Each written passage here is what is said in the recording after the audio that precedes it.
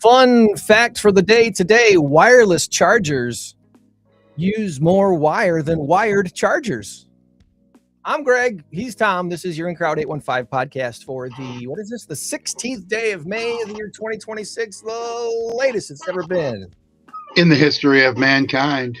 I have no quips for this other than the fact that I can't stand wires. They drive me nuts. I'm constantly catching them on something. It just drives me nuts. But you know what the thing is? This is just being serious.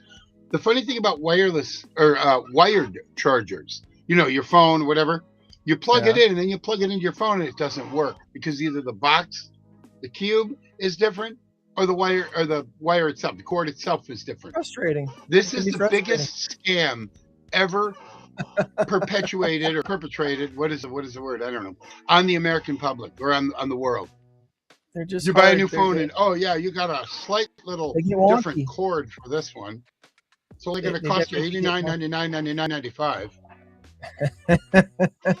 Yeah, it's crazy. Bummer when that happens. It's a bummer when that happens. Mm-hmm. Well, this is not hooking up today, which is fine. I'm going to think I can try to do this on the fly. See if I can do this on the fly. But I can say this while I'm doing all this clicking of mouse over here. I think we've got a pretty good show for you and the person that might be still sleeping next to you. So maybe give them a little nudge and say, hey, Greg and Tom are on. And it's time to listen to the In Crowd 815 podcast. We want to welcome today. There's a new podcast that just hit the 815. You might want to check it out. It's called 1815. And it's a new faith-based podcast here in the 815 area. And they've already had some guests on that we've had on our show. And I'm really looking forward to seeing what they do also to promote good deeds and good works here in the 815 area. So, might I propose that we do a double? We have them on, they have us on, same time, whatever. Yeah, no, they'd be absolutely. I'd love to have them on. And at some point, hopefully we'll share their guest spots on our podcast and promote each other because that's what we would love to do. So I encourage you to check it out over on Spotify. It's called the word one, and then the number 815. So 1815 is what's new out there. Today we're going to be talking with Karen from the Stateline Nurses Network. She's been on before, but they've got another great big thing coming up that we want to help promote. So we're going to talk with her, and then we're also going to talk with Karen and Kathy from the Alpine Kiwanis, a completely different Karen, but an equally delightful woman. I can't wait to share all these Karens and Kathys, and oh my, this is going to be a wonderful show for you today. But first, let's take care of this piece of business right here.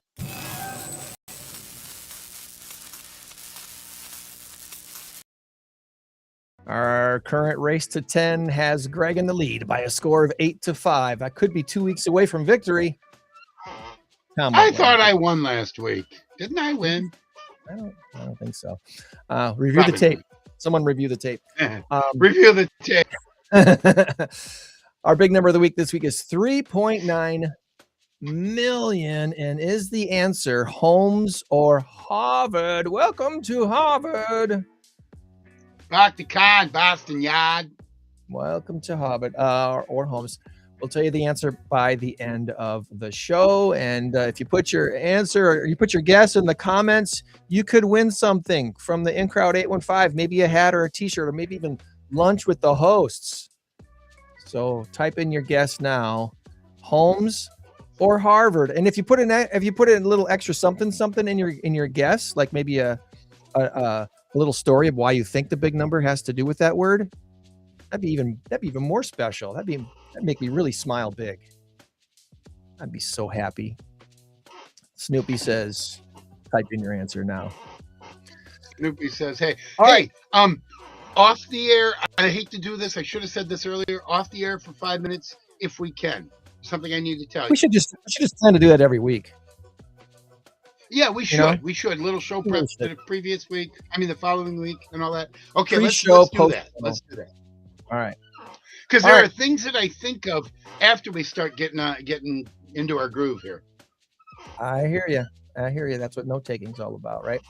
Our first guests of the day today are a part of this amazing group called the Alpine Kiwanis, and sometimes I say it right, and sometimes I don't. So let's see if Karen and Kathy will correct me on my pronunciation of Kiwanis. Good morning, Karen and Kathy. Good morning. you hear it always, right? Kiwanis, Kiwanis. What's your favorite way to say the one? Actually, it's Kiwanis, and you said it right. So there's a lot of people that say Kiwanis, but Kiwanis is correct. Thankfully, it's one of those words that there's not really another word like it, so it's not like you're going to get confused, right? Does it get confused with any other organization or word that I'm not thinking of? I don't think so. I don't think there's any close word that I know of. The only thing that gets confused is that there are several different Kiwanis organizations. Like there's Alpine, and then there's the Rockford Kiwanis. Yes. Right? Because we had the Parks Kiwanis. Mm-hmm. And that's kind of in our area, but outside of this area, there's Kiwanis all over. Yeah, there are. And sometimes you get them confused because I asked the Rockford Kiwanis, they were at a trivia event that I was doing. And I said, now you guys, are you the ones with the brats? They're like, nope, that's not us. That's the Alpine Kiwanis. Okay, that's right. Okay, we're good. I didn't think they were offended at all, but they were quick to point out, no, that's Alpine Kiwanis. We're not, we're not them. So. Right. But the beauty of the three Kiwanis clubs right here in our area is that we all support each other. We all work each other's events, sponsor them, attend them, and so we're all buds. I was a member of Circle K. Yeah, I was a member of Circle K when I was at Rock Valley. So that's the college version of Kiwanis. Yep. So isn't there high school clubs as well? Key clubs.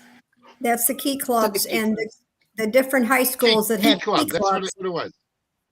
Each Kiwanis club takes a couple of the college clubs and the high school clubs under their wing, so to speak, as far as mentoring them and getting them, getting them connected. Nice. Yeah, it was Key Club. Circle K is where I get gas. So we'd like to start out by asking a little bit about yourselves first. So, Karen, let's start with you this morning. Let's remind folks: are you a native Rockfordian, or did you grow up somewhere else? Where did you grow up? Actually, I'm from Central Illinois, Eureka, Peoria area, but I moved here from Wisconsin in 1970s. So I've been here a long time. So did you go to high school in the Rockford area? No, I went to Eureka High School. Eureka is Ronald Reagan country, and Ben Zobrist, the famous Cubs, especially in the World Series, went to Eureka High School. MVP. Yep. Yep. So the Eureka High School mascot would have been what? The Hornets. The Hornets. All right. Still is. I thought it would have been the Vacuums or something. Don't mess with the Hornets, Tom. Don't mess with the Hornets. Right. No. So from Eureka, you came to Rockford. Why? What brought you to the 815? It was my husband in the in businesses, and getting different areas that he was working in, and we moved here from Waukesha, Wisconsin. Yeah. I was talking to the other Karen when she came on. I am a nurse, and I taught at Rock Valley medical terminology to a lot of people that were going into nursing, and got into Alpine Kiwanis when I went to MELD, and I was the fund development and the public relations chairperson, and retired in 2016, and have been with Kiwanis since 2002. Awesome. 24 years of Kiwanis work for you already so far, Karen. And Kathy and I have probably done this Brat Days, I think now for about 10 years. So we're looking at passing the baton. Well, after last year, anyone would have looked toward. You're right. as we refer to it as no Brat Days. So we hope we have no more of no Brat Days ever. I think that's a pretty good term of endearment for what happened. What happened? Did it get rained out? Oh. Well, it got was, rained out, right? What they say, what the news says is tornado-like winds. It was 110-mile-an-hour winds across, and it kind of just took a path from north to south. Right. And if north to south, our two sites are almost directly in line, from Farm and Fleet straight down the Cherryville Mall. Oh. And it just whipped through there. We got it first, and then Kathy and the crew got it at Cherry Valley. And if you saw any videos on any of the TV stations with the porta pot going through the parking lot and hitting into the car, that was my car. Oh, so man. I would say in a matter of, I don't even know, I would say seconds, we probably had 4 inches of water on the ground and winds that we said we had to everybody get to the cars. We could no longer stand underneath the tent. And within 5 minutes, that tent had collapsed. It was. So you drove in a white car and drove away in a brown car. I only lost my side view mirror, and I was able to get that fixed. Okay, all right. Oh no! If that storm had just hit, 6 or 8 hours sooner, they wouldn't have had all the stuff out there quite yet. Maybe that changes the whole thing. But it hit when it hit, and they were in the process of setting up, and it was just. Well, and a lot of comments were, "Oh, just set up some 10-foot tents and have the event." That would have never have flown with health restrictions that we have to do. We couldn't have done it, and our tents run in the range of 60 by 40 and 30 by 50. 10-foot tents would not have done that, particularly with all the food preparation that we do, and so it just couldn't possibly. Have happened. No, way too large a scale to just go on the fly and change things up. Kathy, want to talk to you real quick too. Kathy, tell us a little bit about yourself. Are you a native Rockfordian, or did you grow up somewhere else before moving here? Yeah, I have an interesting history. I grew up in Rochester, New York, and went to college in Canada, and that's where I met my husband. And off we go to the National Institutes of Health with him. And with a little Indiana University in the middle of all that, and then to Rockford for jobs. Okay. So we've been here since 1975. Okay. Colleges. I know they had comedians in Canada. I didn't know they had colleges. That's amazing. Oh yeah. The joke. Kidding. It's a total joke. So college in Canada, and you brought, and I you think brought they have football there too. the Queen's the Queen's version, whatever you want to call that. So, well, cool. So you came to Rockford in the 70s as well, and kind of what led you to end up getting involved in Kiwanis? Well, we've had friends who were involved in Kiwanis, and we would always work brat days. And then after I retired from Hamilton Sunstrand, I got invited to join by one of my former Sunstrand colleagues. And so I've been a member since 2012. And I've been working brat days since 2012.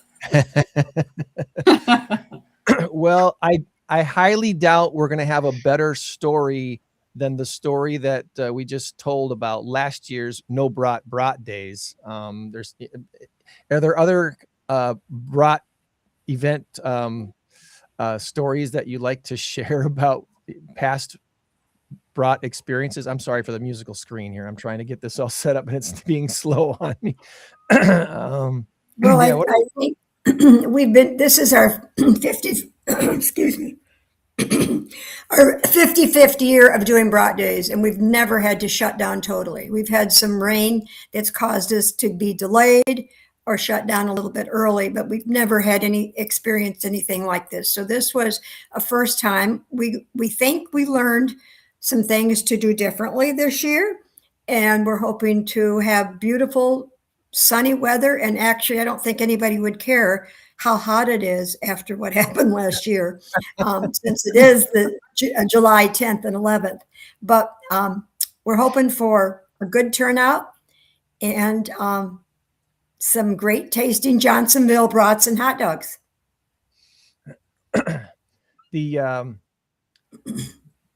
The money raised for brat days every year goes to a lot of different places, doesn't it? It's not just, and there's your photo from last year's event on your Facebook page. That's why last year did not happen right there. I mean, what are you gonna do with that? So, but the money raised by brat days every year is quite significant and goes to a lot of different places. Can you kind of sum up a little bit about the amount of money raised for every year's brat days events and where it goes? We our best year was 2024, and we netted $100,000 that year. Wow. And it allowed us to put some money aside to replace some of the grills and things that, have been around for 20, 30 years. So we were very blessed with the people who supported us in 2024. And so we're ready to go this year for sure. So Karen, did you want to add anything to that? Well, what we try to do is we try to make sure that nonprofits in the local community are funded for special programs and activities that they have. So we start taking applications in October from nonprofits that ask for money to support something at their agency. And then we have a team that reviews that, and that is where we give the brat days money to. In addition to, we just gave $30,000 of proceeds from no brat days last year to 10 high school seniors as they are pursuing post-secondary education, and gave 10 people $3,000 each to continue their plans for education. And that's worth stopping and mentioning right there too. Even the no brat days last year ended up making quite a bit of money because you sold all of the supplies, basically, right? Kathy can answer that one. We did okay. we were able to fund the nonprofits who had plans for this year. We don't fund operations, but we do fund special projects and needs that that organizations may have.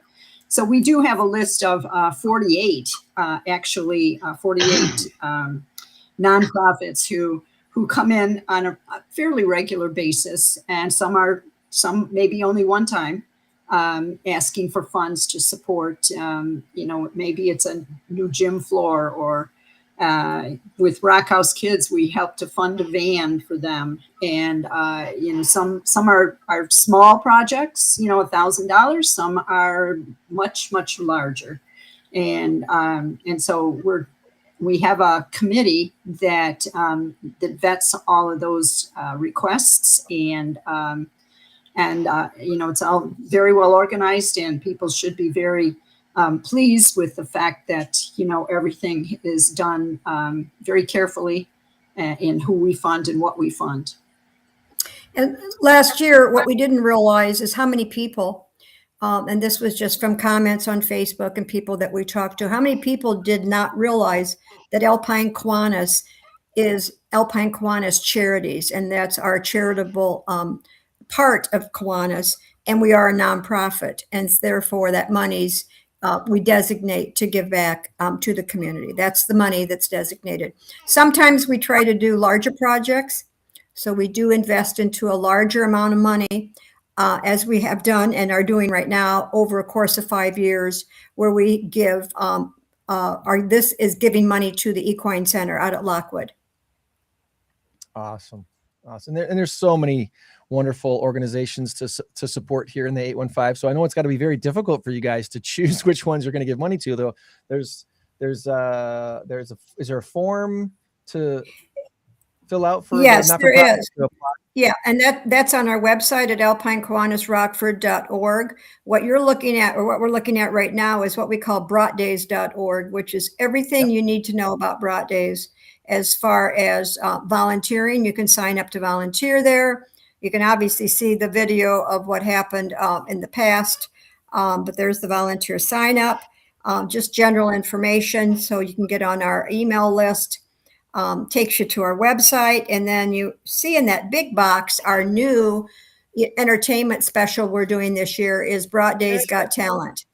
And so as part of our entertainment, part of our entertainment this year is going to get those unrecognized groups that would like to get out there, and we're going to have some judges judge their performances, and that'll go on Friday and Saturday. So there's some information about that, and they can make an application, and the entertainment coordinator will get that and contact them.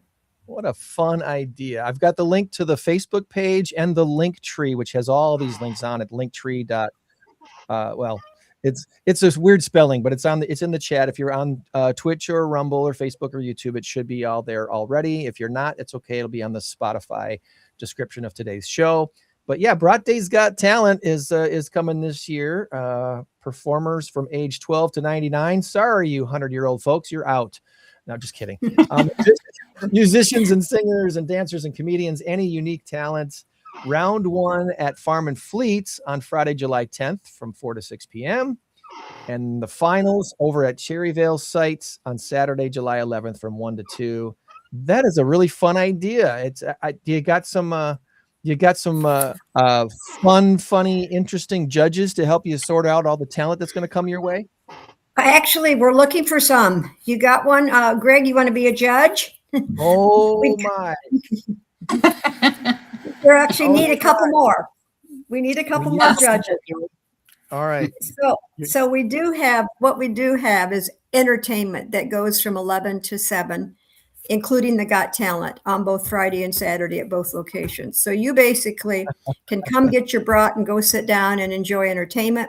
You could go walk up and take it home with you, or you can do drive-through. So we got quite a bit of options, and we take cash in and charge. So we're in the process. We just got the tickets printed and all of our materials. So we're in the process starting this next week that businesses will have the brought tickets to sell for us.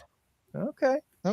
Well, I won't speak for Tom, but as of today, anyway, you can put me down for which one you want.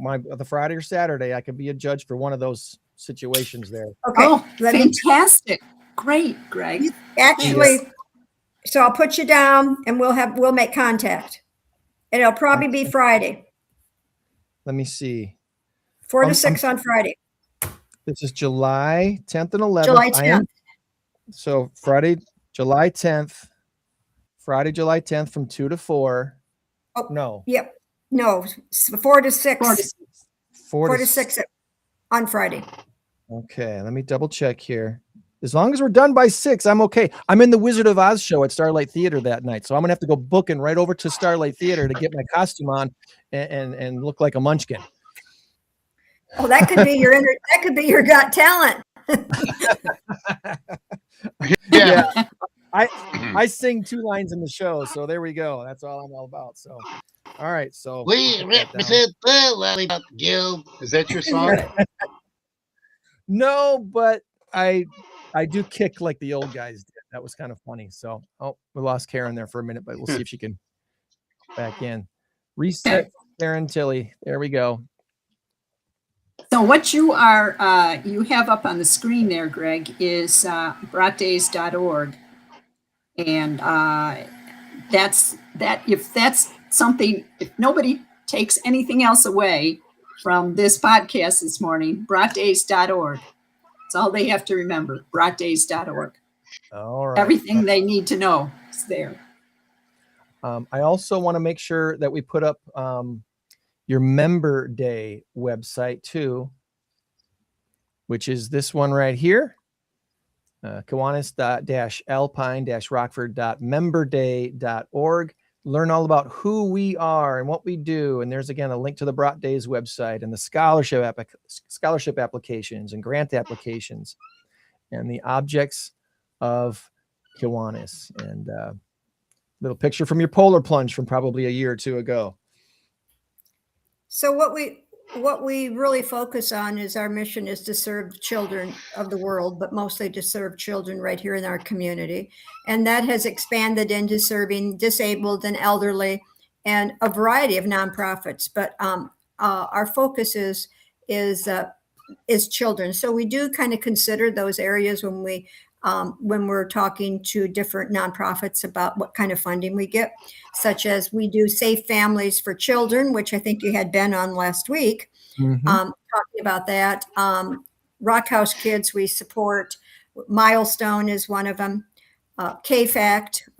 So we do, which works with junior high and high school girls for mentoring that are at risk. And so there's quite a few different organizations. I think last year we gave to close to 20 organizations. Nice. And in the thousands of dollars, obviously, because there's a lot that's raised for Brat Days and other things that you do. So it's a significant portion of some of our local not-for-profits budget actually comes from your organization when you really think about it. Yes. The majority of our, we got to have the fundraising. We have to have an event that's going to generate some money like this so that we can give it back to the community. And this is our major fundraiser. So, and it's not just 2 days. There's a lot of planning that goes into that. We've already reserved tons of tents. Kathy's all getting ready to call Johnsonville. She could tell you that we're ordering 30,000 brats and hot dogs. And the unique thing is that this brat from Johnsonville and the all beef quarter pounder hot dog are not available in any store. They are strictly made for our event and other large events. So a lot of people didn't know that, and they tasted them for the first time last year when we were able to recoup by selling some of those brats, and now they can't wait to get that brat. It's a special brat. There's a reason why it tastes special from everything else. So, and it's a special barbecue too. The barbecue is a meatless barbecue. It's our own personal recipe that we've tweaked over the years, and that is exclusive for Brat Days as well. Nice. Well, before we transition to our next guest, I want to make sure we ask 2 things A, do you need donations to help make this still happen? And B, do you still need volunteers to sign up and help you make this year's event happen? I can answer both of those questions. Yes and yes. That's a yes. Volunteers, yes, and yes. But volunteers, that's so important to us, and the organizations who we give grants to are super in terms of providing volunteers to work the event. But just people in the community, sign up. It's a lot of fun. You get a free meal, and you can listen to the entertainment while you're working. And so we're a fun group, and so it would be well worth anybody's time to come out and help us to make it successful. Nice. And we'll put below that volunteer sign up, there should be a donation sign up or a donation click that you can do, or maybe it's above. But anyway, on bratdays.org, you can do that as well. And yes, we do need donations. And speaking of donations, we couldn't do this event without sponsorship. So we right now have over 30,000 in sponsorship, which is just a smidgen of what we need to really be successful. We depend on the sales of the tickets and a fantastic drive-through at both sites, buying tickets or buying brats that day to make this successful. But and our in-kind donors, we have a lot of people that are in-kind that donate, or a portion of what they do is donate the services to make it happen. You need electric, you need generators, we need storage, we have tents, we need we need porta pots. We need everything that you need to put on an outdoor event for 2 days. And that's why they weren't going to be able to set up a dozen 10 by 10 tents and pull off last year's event. It was not going to happen without the major infrastructure it takes to pull off the size and scope of the Brat Days event that it's grown into here. And if I could add, Greg, just quickly, the whole everything that we're ordering this year, prices have gone up dramatically, and we have not raised our prices. We're still $8 for a meal, and $10 day of. $8 ticket ahead of time is a real bargain. Actually, a $10 ticket on site is a real bargain.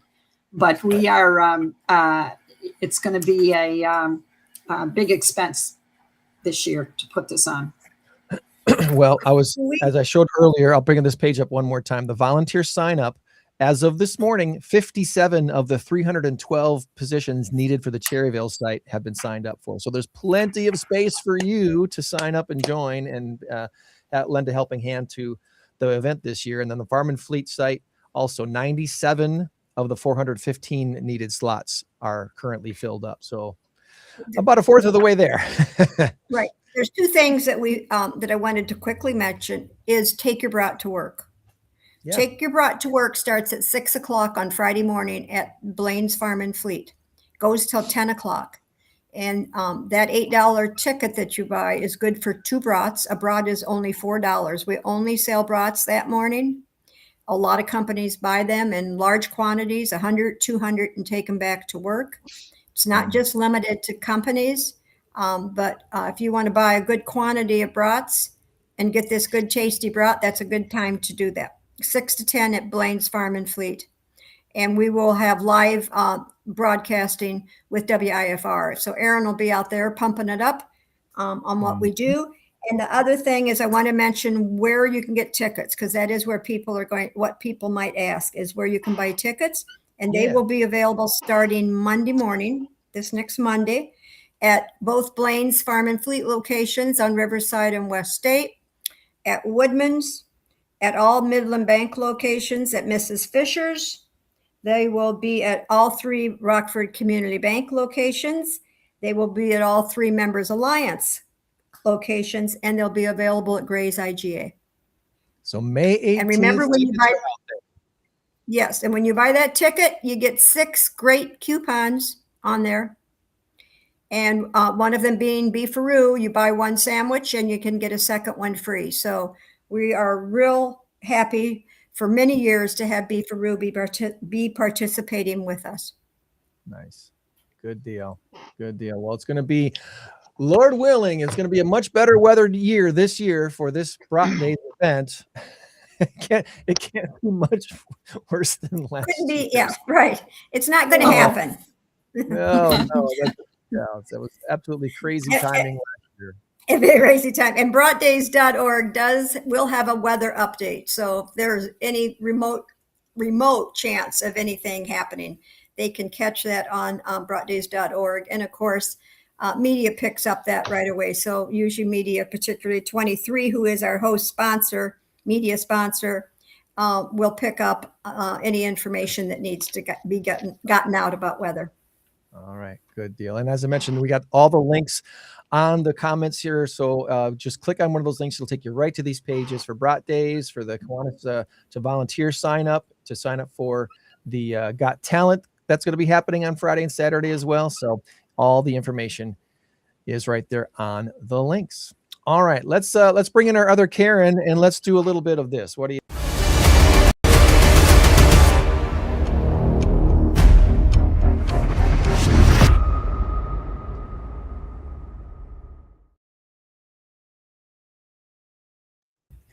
I'm on screen. There we go. Let's get Tom center square and let's bring in the other Karen from the Stateline Nurses Network. Good morning, Karen.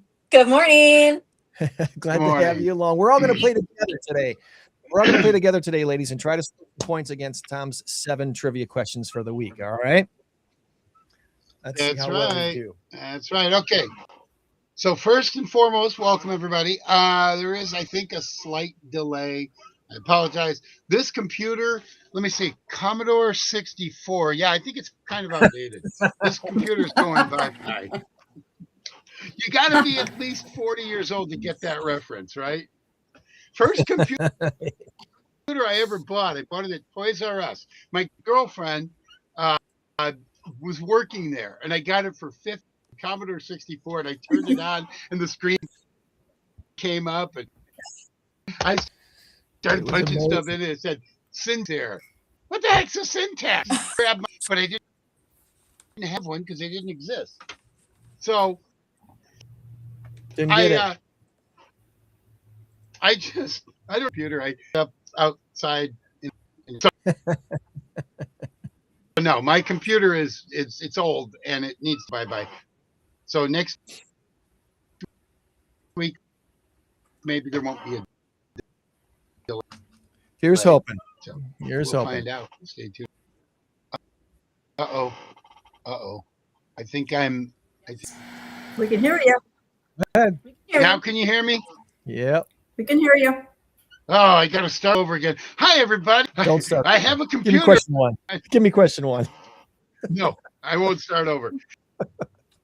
Question one. Well, wait. Well, first of all, I was going to say you need a judge. I will join Greg and do that, and that's fine. But here's the thing: Greg is the celebrity. Better look. Good one. So hard. It's a trade-off. I'm not a celebrity per se. I'm just willing to jump in. Yeah. Willie, here we go. Before my computer. Number okay, one. Thank you. Lakes. The Great Lakes. Which one lake is the only one which does not border Canada?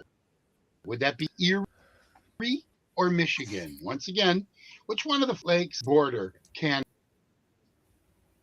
Kathy knows this one. She's from Michigan. It's Lake Michigan. Does not border. Okay, I didn't hear your answer because I cut out. Yeah, okay. You're cutting out and freezing. Lake Michigan. I know. This is crazy. That's correct. All right, we'll try and get through these quickly. In here, did Coca-Cola change its formula? No. Here, did Coca-Cola change its formula? Was it 1982 or 1985?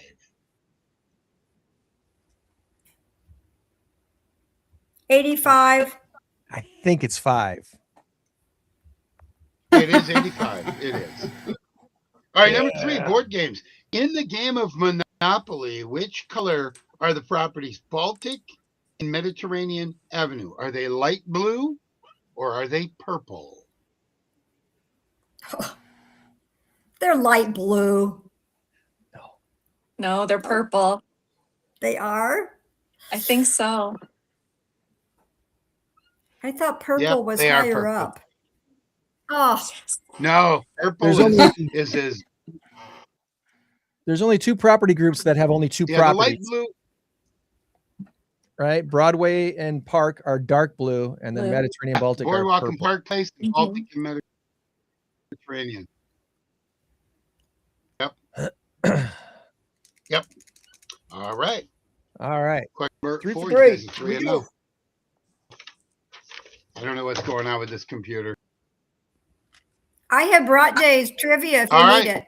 This is an easy one. What is the capital of? That's cool. I don't mind. What is the capital of Canada?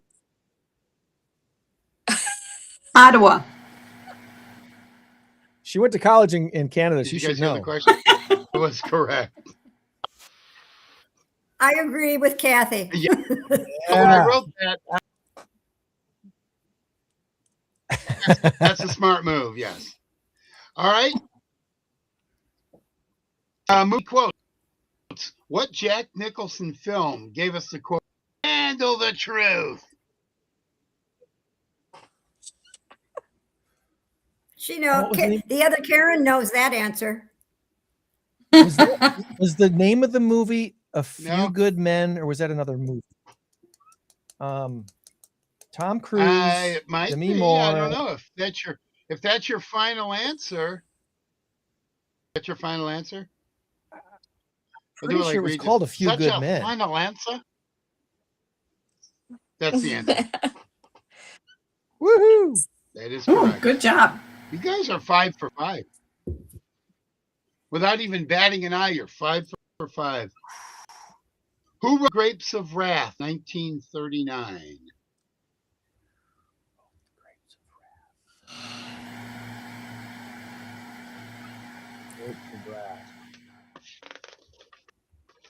The tip of my tongue. That's not an I can tell you, but I looked it up and that's cheating. Stick your tongue out. I looked it up, so it's cheating. I can't tell you. Yeah, you can't look it up. Your answer didn't count. Yeah. Okay, you go, everybody. I have no idea. I'm terrible with author names. Can I give him a hint? Can I give him a hint? It's not F. First Scott name Fitzgerald. is John. Well, yeah, name is John. You won't look. An author named John. I'm so bad with the books. I don't remember. I think we're going to take a hit on this one, Tom. Go ahead. I read all the time, but John Steinbeck. John Steinbeck. Okay. Of course. Yeah. Okay, right. Now we normally do local trivia. I probably should have done local trivia today, but I switched it up to Packer trivia because that's the other one we always do. Uh-oh. So, Greg, you might be the only one that knows this, unless any of you are. I'm turning off my screen. There. What famous Right Canadian there, ladies, right there, Packers. played for the Green Bay Packers? Canadian on the Green Bay Packers? That's a champ? I know. Oh. Famous Canadian? That's oxymoron, isn't it? I'm kidding. I'm kidding. All right, here we go. Who is the Packers? Yeah, celebrity judge. All right. Who is the Packers all-time leading rusher in the history of the franchise? He has 8,300 yards, and he sports a man tattoo.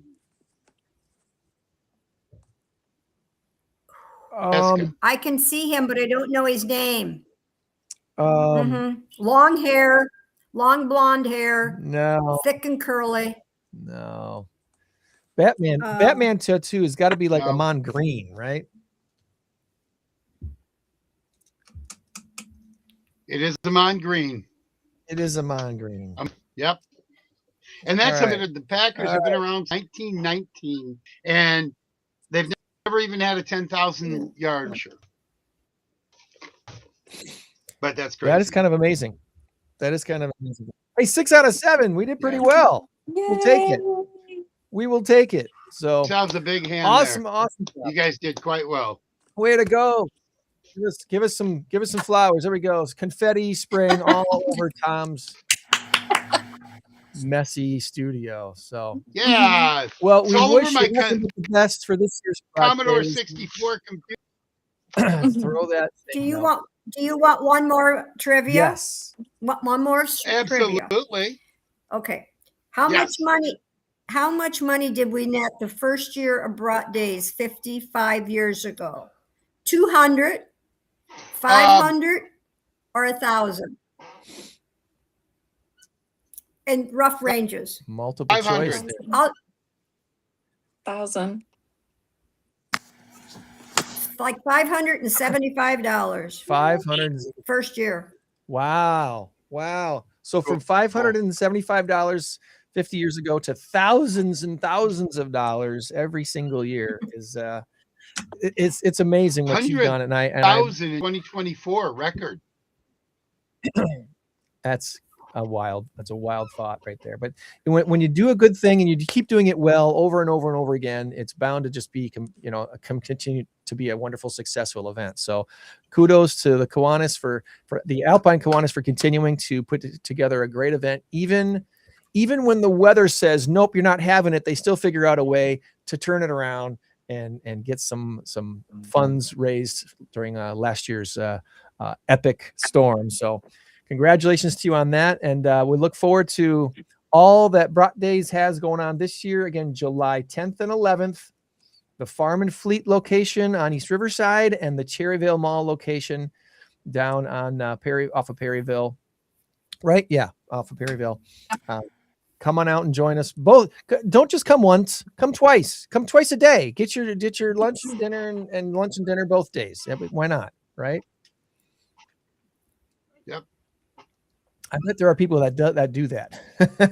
So anyway, ladies, you have a great rest of your weekend, and we'll catch up with you again soon. We'll see you at Brat Days. All right, great. Thank you. All right. Thank you.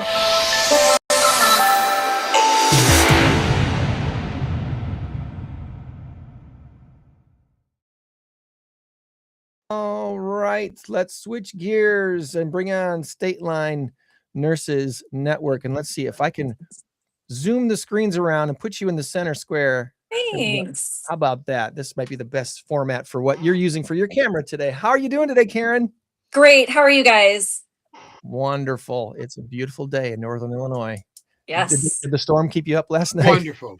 I love sleeping in the storm. So no, not for me. You're all right. All right. Yep. Good deal. Well, before we get into all things of the Nurses Network here, tell us a little bit about yourself again. Are you a native Rockfordian? I am not. I grew up in the Elgin area, met my husband on Match.com, and 17 years later, we're still married. So I moved here to Rockford for my husband. That's awesome. That's awesome. Match.com has a pretty good track record, doesn't it, really? Yeah. There's a name for people who can stay married on Match.com. Okay. You're not offering that up without me pulling it out of you? You don't want to see It might not be the current term, so I don't want to, go against the grain. Well, so you come to Rockford here, and tell us a little bit about your career arc, I guess, a little bit. How about that? Yeah, so actually Karen Tilley, who was on with the Kiwanis, was my medical terminology teacher when I went to Rock Valley to get my nursing degree, and I graduated in 2010. I have been here in the area nursing for that many years, And nursing school is expensive, and Stateline Nurses Network offers thousands of dollars of scholarships to nurses at different degree levels every single year. And I received a scholarship from them before I became a member, and that was actually how I got introduced to the organization that does such wonderful things for nurses every year. StatelineNurses.org is the website that I'm trying to access here right now as we go, because I want to make sure we bring that up. And there we go. I should be able to bring this up now if it'll let me. Great looking website, great looking organization. And I'll ask the dumb question, and maybe it's not a dumb question. Maybe it's a good question. Sometimes they're good questions. Sometimes they're dumb questions. Do you have to be a nurse to belong to the Stateline Nurses Network? Yes. So you do have to be an active licensed nurse. But you can be from any state: Illinois, Iowa, Indiana, Hawaii. We do both virtual and in-person opportunities throughout the year. And so our organization fee is very low to be part of these. But yes, you do have to be an active, registered, licensed person. Yep. Okay. All right. So the Stateline Nurses Network have been around for a little while, helping out our local nurses do better in their profession. Yeah.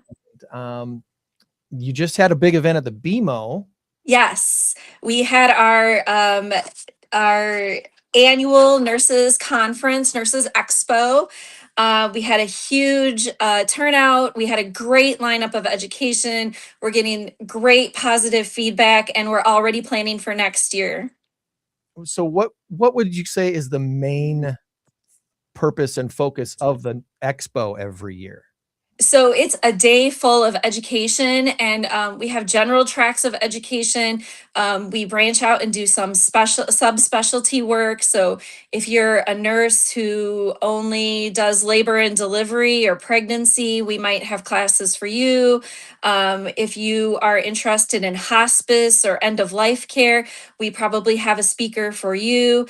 But besides the education, it is networking. It is meeting up with those nurses that you don't work with or see every day, networking with other organizations so you can learn about resources in the community to help your patients, meeting vendors, companies you might not even know exist that could help your patient. As well as we give away scholarships and nursing awards. Students are allowed to come do poster presentations for their educational goals that they've been working on in school. So it's a very well-rounded nursing event. Nice. It's cool to see that grow, and it should continue to grow and grow as nursing is such an important part of the medical field. I think most people understand that, but maybe some don't. You think of, the need for doctors and whatnot, but without the nurses, the doctors can't do what they do. Yeah, we talk about the other 90% of the chart, like the doctor writes his note and he's there for, 5, 10, 20 minutes with the patient. But the other 23 hours of the day, it's the nurses, the CNAs, the patient care technicians, LPNs, ancillary staff helping us take care of those patients in and outside of the hospital. Nice. Well, next year's event, I'm sure, will be another big success. Just planning still to have it at the BMO again? We're not sure about that. We look at new locations every year, but it is currently scheduled for April 23rd of 2027. Venue to be decided, but if you follow our events page on Facebook, we'll have all the updates there for you as soon as we know. All right. And let's go ahead and go over to your Facebook page now, because this next thing is this Heritage of Healing event that's coming up. What is this all about? The Stateline Nurses Network has written this beautiful program called A Heritage of Healing to all of those nurses and veterans of Vietnam, the ones who came home, the ones who struggled, and the ones who never made it back. This program is for all of them.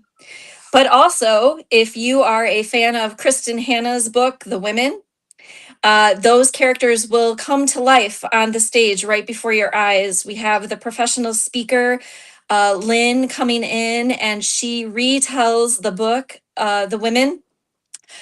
She tells it in a two-part piece. The first part focuses on the initial journey and experience of the Army nurses in the theater of war of Vietnam. And then the second part focuses on the resilience, impact, and the homecoming of the Vietnam nurses and their struggles and the Vietnam veterans. There's got to be hundreds, thousands of stories to be told about that era that people just don't quite. I mean, you hear about the soldiers, you hear about the hardships of the soldiers and those that came back and struggled, but the nurses have to have equally as many, if not more, stories of what they went through. One of the key features in this book at the end, and it made me cry when I read the book initially, the women nurses were never documented as being in Vietnam. And so when they came back and they began to struggle with PTSD and getting themselves back into life, they reached out to the veterans associations, and many times they were told, you weren't in Vietnam. You got to get out of here. You can't be at our support group. And so Lynn very eloquently tells that tale of how they were able to weave back into the fabric of our community, and they are still here, and their story still needs to be told. Yeah. So June 28th. Yep. Basically the weekend before the 4th of July, looking at that as the event, 2 to 4 p.m. The cost here says it's free. Is that a typo? No, it is not a typo. We want to thank you to the Rockford American 250 Grant Committee for seeing our vision and financially supporting this event so that we can make it free to the bookworms, the veterans, the nurses, people who want to support the nurses, their families. Anybody is welcome to come. There is no barrier. It will be at Veterans Memorial Hall, which is completely handicap accessible. We have seating for 400 plus. So we would love to see 400 plus people out there supporting the America 250 birthday, the veterans, the nurses, the people of our community. And yeah, like you said, Veterans Memorial Hall is handicap accessible. They do have the elevator in there, so you can get in and out fairly easy. And this looks pretty darn special. It is free. Do you need to have at least a ticket though, because you need to have a record of things? Yeah, so we have a little bit of statistics we have to keep for the grant, but we just want to make sure that we have a seat for everybody. So if you go onto the event page on Facebook, or you seek us out, statelinenurses.org, you'll just want to go under the event page and register, and we're going to save that seat specifically for you. We don't want to oversell. We don't want anyone sitting on the floor. Like I said, we do have 400 seats, but we want to make sure we have a seat for everybody. Okay. And I know some people say free event. Okay, I can just show up. Well, yeah, but you know what? Yeah. We do have limited seating. So yeah. Thankfully with digital tickets and such, you don't necessarily have to print off a bunch of things. So there's no expense there, which is nice. No, absolutely not. This should be pretty special. Again, June 28th from 2 to 4 p.m. at Veterans Memorial Hall. Yeah. Rockford. So besides Lynn telling the story of Kristen Hanna's book, The Women, we're also going to have a full color guard presentation by Boy Scouts and Girl Scouts, or Kiwanis clubs, or ROTC clubs if they want to be involved. This is a shout out to you. We're looking for volunteers to help us hold the doors, to help us pass things out, so that the veterans can sit down and enjoy this moment and be honored. We're also going to take a few minutes in the middle, and the Forest City Nurse Honor Guard will be presenting a mid-program ceremony. They're going to do the Nightingale tribute and the final call of duty. and then they will present the white rose and the nightingale lamp to as a tribute to all those who can't be there. Nice. Good deal. Good deal. And you know, a lot of folks, obviously, even those who haven't served themselves personally, have someone in their family that has served, and will have some sort of connection. Absolutely. You know, maybe it was your parents or your uncle or your aunt. You know, pay tribute to them by coming to the event. That would be amazing. We are also going to have everyone who registers and comes to the event. We are going to give away one author signed copy of The Woman by Kristen Hanna. So there'll be one lucky winner at the end of the event. So if you are looking for that, we will also have a free will offering, which will go towards our Stateline Nurses Network Scholarship Fund. So supporting that next generation of nurses that will help care for our aging population, our aging veterans in the community. So there will be a free will offering at the event also. Okay. Sounds good. Good. Well, before I ask you this week's AI questions of the week, is there anything else you want to make sure we mention before we move on? Yeah, so in addition to the Heritage of Healing, and like I said, Nurses Expo is in the works for April of next year. We do have a subspecialty conference. The Stateline Nurses Network and the Illinois Pain Consortium is putting together a pain conference, which will be November 13th at NIU. The NIU Extension Center here in Rockford. They have an excellent lineup of speakers. Pharmacy, if you want to know more about pain management with pharmacy or pain management with adjunct therapy like massage or music, this event is for you. This is for nurses, and there's a link to that also on our Facebook page. All right, there you go. StatelineNurses.org. There's an events tab right there, and that's what I'm showing on the screen right now. So yep, looks great. Good stuff. All right. Well, I think let's see if we've answered the questions already that AI gave me, because normally at least 2 out of the 3 we've already answered in our talk. So Stateline Nurses Network has established deep roots here in the Rockford region, especially with milestone events like your annual Nurses Expo. When you look at the professional development and continuing education that you provide here locally, how is the organization actively shaping the local workforce and helping area nurses build their own careers? We pretty much covered all of that in what we just said. Yeah, absolutely.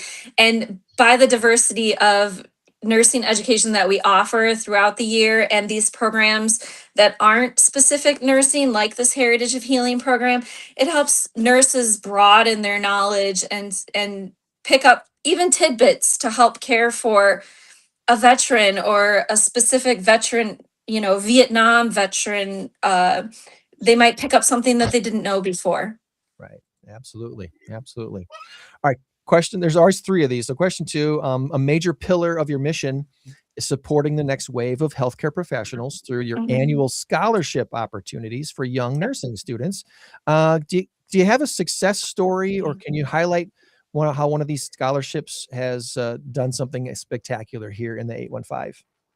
Yeah, it can be just even more general, but I went through it. I saw a flyer at nursing school at Rock Valley when I was doing it way back when. And I said, boy, $1,000 would really help my tuition, because nursing school is expensive. And it's oftentimes your first career right out of high school. And so I said, well, I'm just going to apply. And I did receive a $1,000 scholarship, and it was very helpful. And it has turned me into a member of the Stateline Nurses Network to give back to the next generation. Nice. All right. And then the third one here, this is an interesting question. From the rise of telehealth and now emerging artificial intelligence in daily workflows and stuff, the healthcare world is obviously evolving quite a bit, quite fast. Is the Stateline Nurses Network helping to equip local nurses to stay ahead of these technical advancements while ensuring the core human elements of patient care remain completely uncompromised? Ooh, that's a deep question. So I would say that our nursing support group, we offer that both virtually and in person. We are not directly linked into healthcare, in any hospital or organization locally, but we do encourage our nursing membership to have their voices heard at the government levels. I just gave a speak at our national convention on the use of AI in healthcare, and there are some challenges we are facing, but it is not going to take our jobs away. What we do is unique and beyond AI will ever become. All right, then to wrap things up, I always ask it for a funny or odd question to give to our guest. Okay. Okay, and the three that it gave me are actually they're all really kind of good. So I'm not sure which one to pick from here. I might ask all three of these. Obviously the nursing career is a demanding career.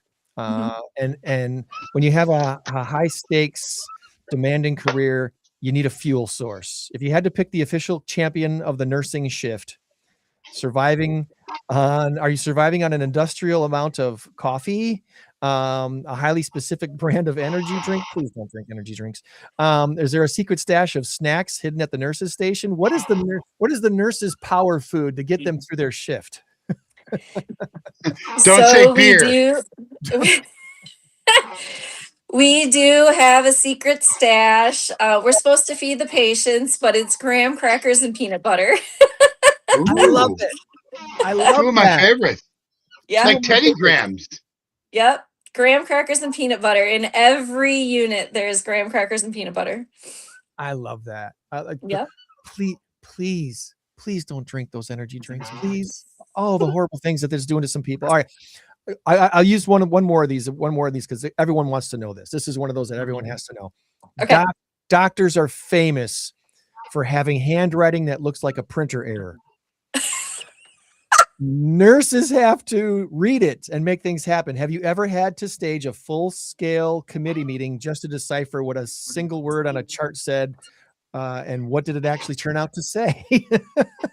There was actually a cardiothoracic surgeon that I used to work with in Elgin. And his handwriting was the number of bumps in the line was what the order was.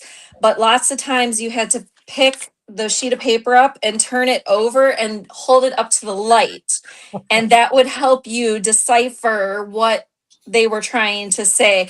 But yeah, we would have 2 or 3 people. Hey, so I think this is 2 bumps. Do you think this is 3 bumps? Do you think this is...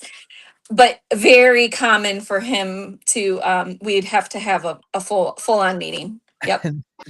Wow. And this is why if you have a family member in the hospital, you want to be there to hear the things, not just see the things written down, but hear the things so you can reassure your nurse, yep, that's exactly what he said.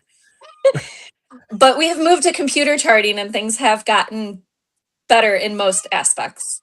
Okay. That's good. That's good to know. Well, good job, AI. Okay, that was fun. So anything else you'd like to add before we let you go about your weekend here, Karen? We would love scouts to come out and volunteer. Please contact us, and we would love to fill every single seat. We think this would be so meaningful for all the nurses and veterans if the community would come out and support them. Nice.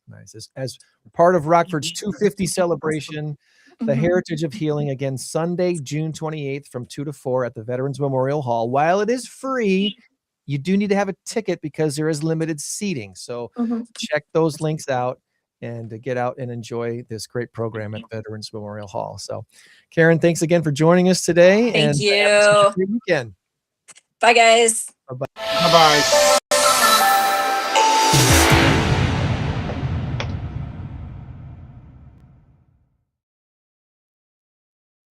To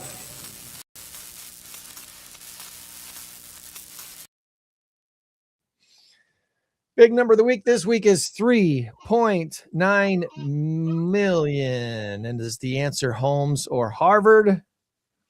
You sent me your guess. I just looked at it for the first time. You funny man. You funny man. Let's change the score here. Holmes or Harvard. So every nation has its share of vacant homes.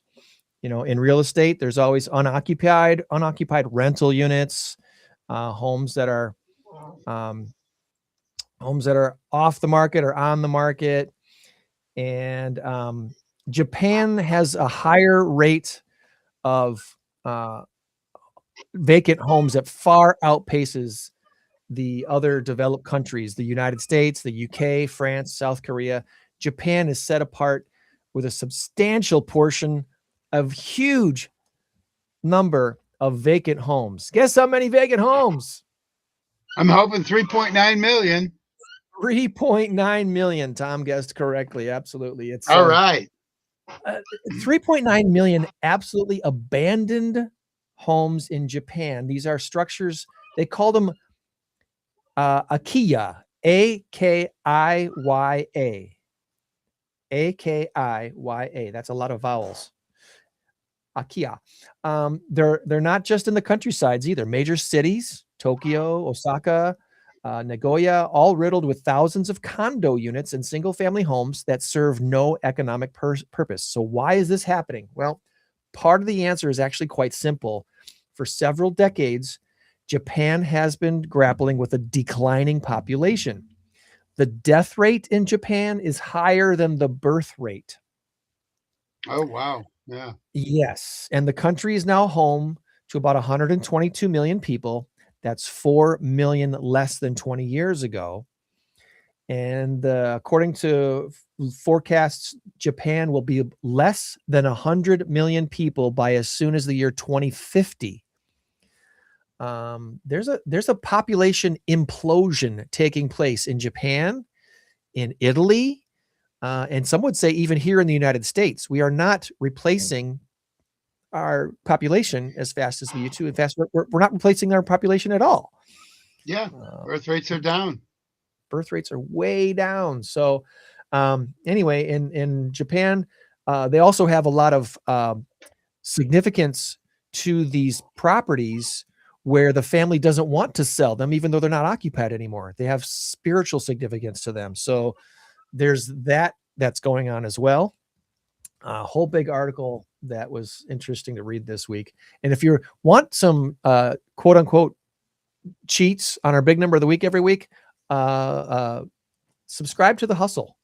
I haven't promoted that for a while, but Hustle is an email you can get daily with some really interesting stuff. And it'll keep you kind of in the know for the stuff that is going on around the world and around the US. So check that out. The other story this week on Harvard is A's. You know, school grades, A's. Yeah.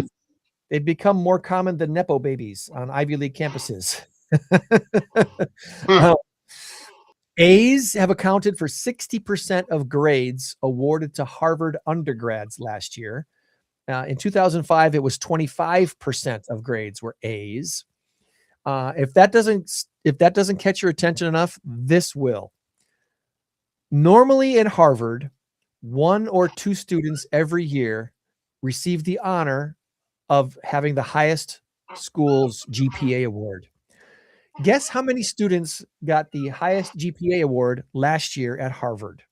1,000. Okay, that's exaggerated, but 55. 55 students tied for the school's top GPA award.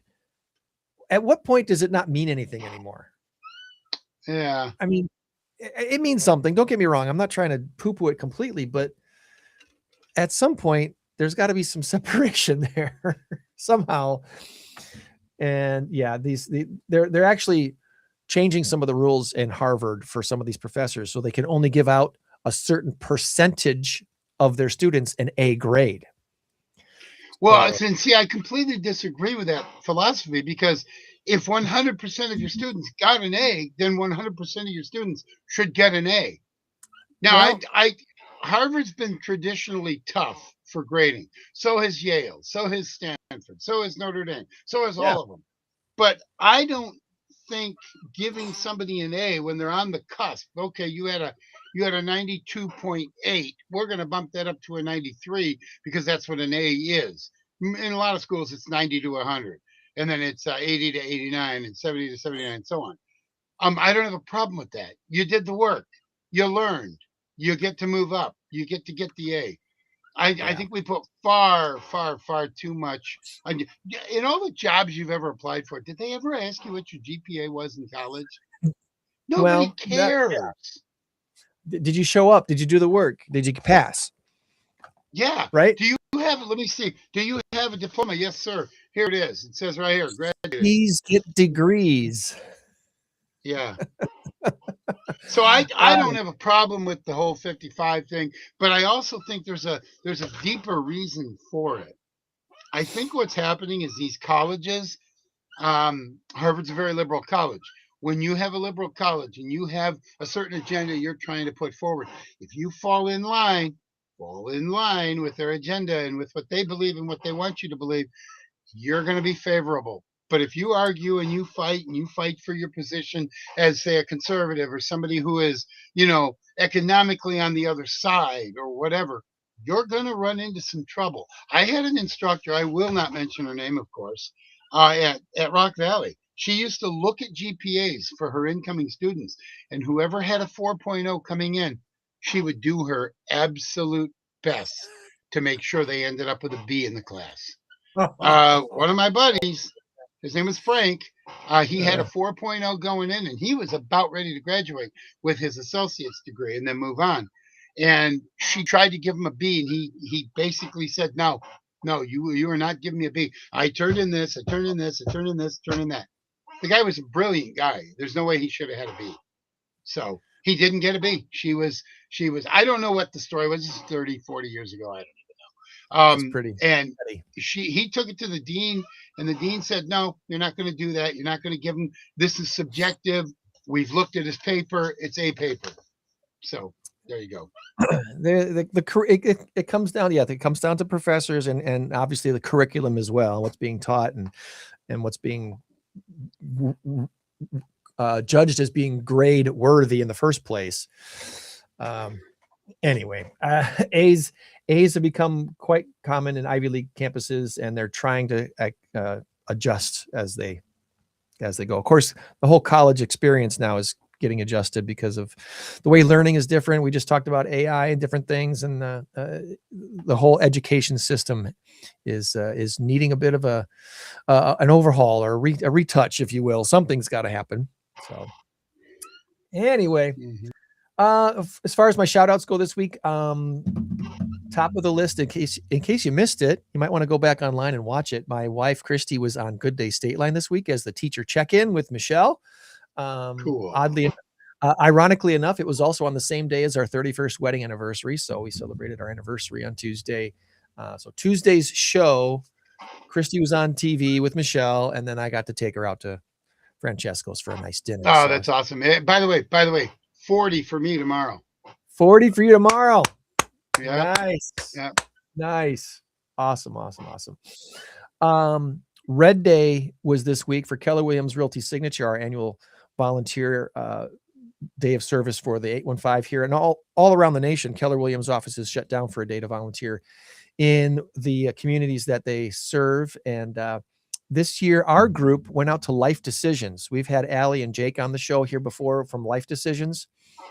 They serve our youth here in the 815, the young adults who really need help transitioning into adulthood for a lot of various reasons. And they do a wonderful, wonderful work. Rosecrans had donated to them that big house on East State Street, right about where Welty and State meet. You know, where that goofy intersection where you've got those lights really close to each other on 20th and Welty and State. There's a big white house with the pillars out front. Rosecrans donated that house to the Life Decisions a little over a year ago, I think now. And they've been making that into a great space where they can mentor their youth and have some short-term living situations there as well. We went out there. First, we were at their first location, which is next to Cross Point Church, and helped them clean up and organize a bunch of stuff they had at that house and did some landscaping there. And then we went over to the bigger house and did some landscaping work there and organizing in their house there as well, some deep cleaning and such. And that was a great day, beautiful weather on Tuesday. So kudos to Life Decisions. Kudos to all the agents at Keller Williams Realty Signature for stepping up and stepping out and doing something great for our community. And then my last shout out for this week would be for Next Rockford. Our meeting this week was at the new the Lafayette building, which was built in, I think he said 1913. No. 1917 is when it was completed. It was started to be built in like 1915. I might be wrong about the years. It's a 100-year-old building anyway. It's turned into the Lafayette Apartments. So if you're downtown and you see the sign, the Lafayette Apartments, they have transformed this building into basically like low income housing, but you wouldn't notice it by looking at it. It's really, really wonderful what they've done to this building. They don't have any occupants in it yet because they got to still wait for the city to approve of everything that they did. Because of the age of the building, Ron Kluwer was our host for this and developer for this. Ron Kluwer's awesome advocate for housing here in the 815. Because it's a historic building, they had to do a lot of special things to keep its historic look, and the amount of expenses that they poured into this building was it's crazy. The millions of dollars they had to spend on this property to keep it historically, quote unquote, historically accurate was amazing. Absolutely amazing. So anyway, you might hear more about the Lafayette building downtown, and it's turning into something really special. Part of the building is on the main street there, on the street level. There's some artist studios, some artist like studio apartments with frontage. There's glass windows on the front for them to display their artwork, and someone could be living there. I think he said if you make more than 10 or 20% of your income as an artist, you might qualify to have one of these studio apartments on the street side there of Lafayette. So what if you're really good at drawing stick figures? Does that count? Hey, I'm not one to judge your artwork. I don't know. Sometimes stick figures work. I think that's it for my shout outs this week. Anything that you wanted to jump in and shout out before we wrap up this week? You know, during the week I think of all these things. Oh, I'm going to share this on the show. Oh, I'm going to share this, and I forget. I'm so ADD. Got to keep a notebook. Yeah, there you go. Time to keep a notebook. Mm-hmm. Well, our next well, I was going to say I got some Packer stuff I'd love to talk about if we got time. I know we're going to do a couple of minutes off the air, but let's do this first. Okay. Yeah, let's talk Packers after this. First, just want to give another plug to our host for our May In Crowd 815 free networking event. We're at Fresh Prints of Loves Park, the print shop with a heart right there on North 2nd. T-shirts and hoodies and hats. Oh my! Look at all the details on the website. Sassy Mac Boys will be providing food so you're going to want to come out and have some Sassy Mac Boys. Should be a great night, 5:30 to 7:30 at Fresh Prints on May 28th. And if you haven't done so yet, please do it right now. The last Thursday of every month, January through October, just block out 5:30 to 7:30 every last Thursday of the month and come out and join us for at least half an hour or an hour, meet some folks, see what's going on at that business, and see what not-for-profits being represented. Safe Families for Children is going to be the not-for-profit represented at this next event on May 28th. And then June 25th will be at Jeremiah Development and their location downtown. We'll talk more about that next month. And then real quick here, where did another quick plug for the merchandise site at incrowd815.com if you want to help us out, especially with the podcast and stuff. Get your 815 gear at our website. Incrowd815.com has a merch site, and it's always fun to wear the 815 stuff, right? If you have any suggestions for 815 gear for Incrowd 815, we're open to design suggestions. Absolutely. But your polos, your t-shirts, your hoodies, your quarter zips, and these wonderful fun hats. We have these hats now on the site as well. If you prefer the 5-panel hat or the 6-panel hat or the ponytail trucker cap, a few different designs to choose from on the merch site at incrowd815.com. And yeah, there you go. Next week on the show, we're going to be talking with Phantom Regiment and Bravehearts. A couple of repeat guests, but new people on the show. The Phantom Regiment has some new folks that working for the Phantom Regiment that we're looking forward to meeting next week. All right. Yeah. The schedules came out this week. Woohoo. The schedules came out. Yep. I know the interesting highlight for me, Tom, besides the Packers-Bears games, is the fact that the Green Bay Packers are playing in 5 of the 7 days of the week this year. There's only 2 days that they don't play. And I bet you can guess what those are. Well, first of all, I think you're wrong on that. Wednesday's the only day they don't play. Tuesday's the only day they don't play. Tuesday, and they're not on a Saturday from what I saw. They will be. They will be, because at the very, very bottom, very bottom, it says to be determined. That could be a Saturday. That means that'll be a Saturday game more than likely. You're probably right. Correct. You are correct, but that's probably going to be a Saturday game. Or it might be like a later game. They might make it. They might flex it too. But that could very well be for the division. Who knows? It's Lions Packers. Yes. So I have a feeling that'll be our Saturday game. So yeah, Tuesday and Saturday. Isn't that something they play on Thanksgiving Eve? Which is dumb because it's not the evening of Thanksgiving. It's the eve, the night before. Because Christmas Eve is the night before. So Thanksgiving Eve, they play on that Wednesday. That's a Wednesday night. Yeah, that's the Wednesday before Thanksgiving. Yep. Isn't that crazy? It's kind of wild. What the NFL is doing is just ridiculous. It's off the charts stupid.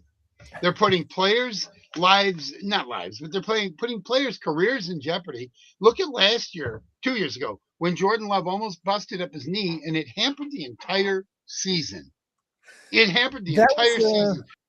Bad field in Brazil. I think we can blame that on the bad field in Brazil. It was awful. Yeah, to the point where you remember Kansas City was supposed to play in Mexico City. Kansas City Chiefs and I want to say San Diego or somebody. And they basically went there and said, sorry, we're not doing it. Field's trash. We're not doing it. So that game you didn't hear much about it because the NFL didn't want to look stupid. They didn't want to look like they had egg on their face. This is another reason why I can't stand Roger Goodell. You know what? Just admit you made a mistake. Stop with the foreign games. Stop with Australia. Stop with England. Stop with this. Stop with that. Make it 1 per year. But now we got 6 this year.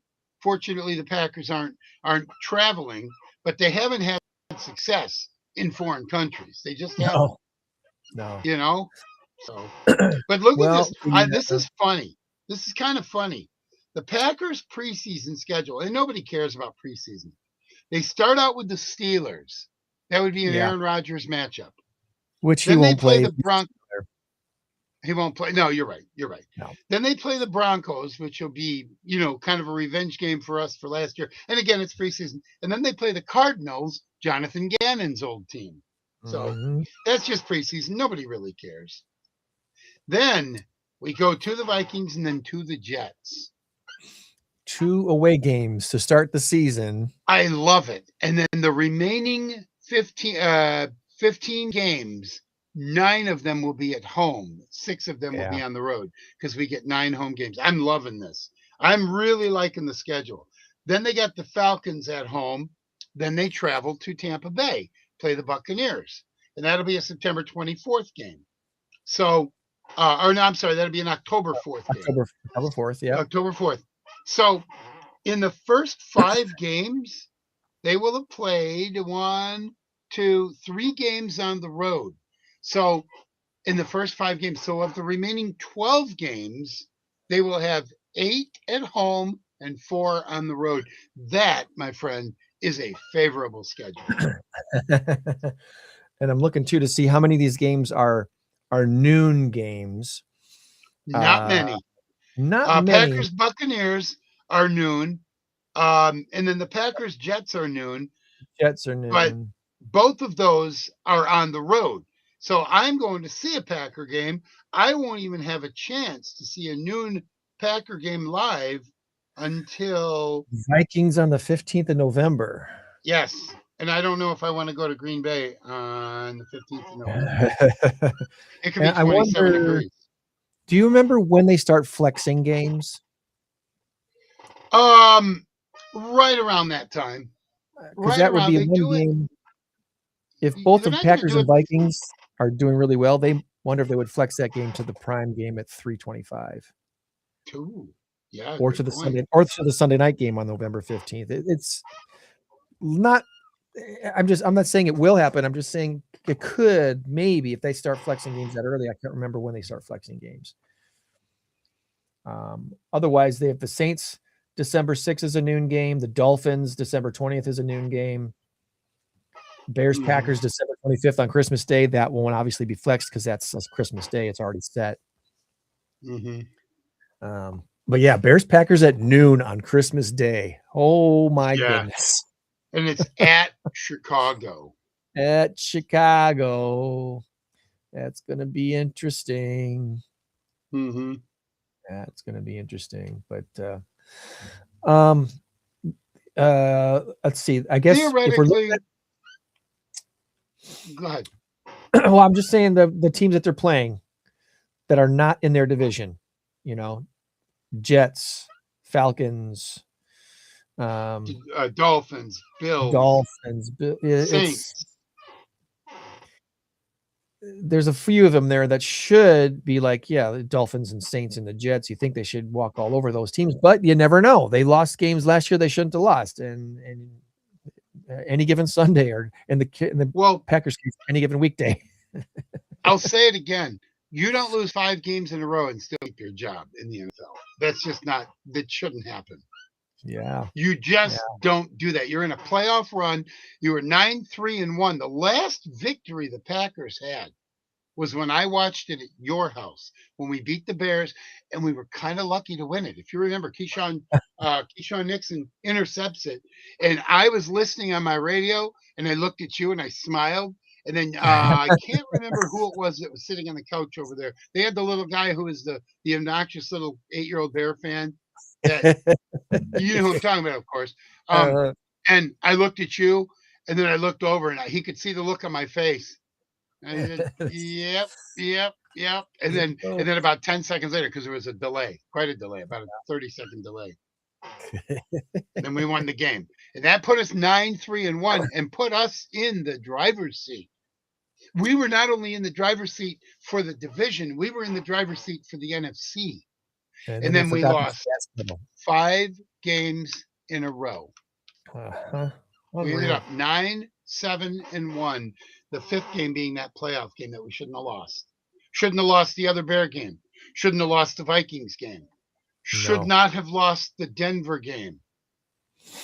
Micah Parsons and Christian Watson both went down in that game. Micah Parsons done for the year. Christian Watson did make it back the next week, but he wasn't quite the same. You know what I don't see on this list, but maybe you can shed some light on this. How many of these teams the Packers play this year that have brand new coaches? Oh, okay. The Steelers, the Cardinals, and the Cardinals. The Jets should, but they don't. I'm pretty sure the Falcons do. They do. Buccaneers should have a new coach, but they don't. Cowboys do. Panthers? No. Panthers do not. Nope. Dave Canales is still there. Patriots, no. Vikings, no. Rams, no. Saints, no. Bills, yes. Dolphins, yes. Texans no, and Lions no. So there you go.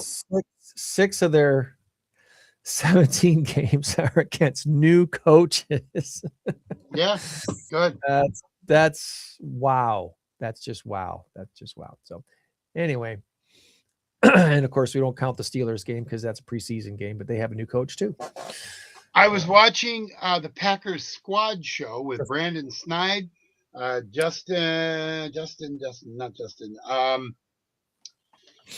Hirschhorn, and our buddy Jacob. Jacob. Yep.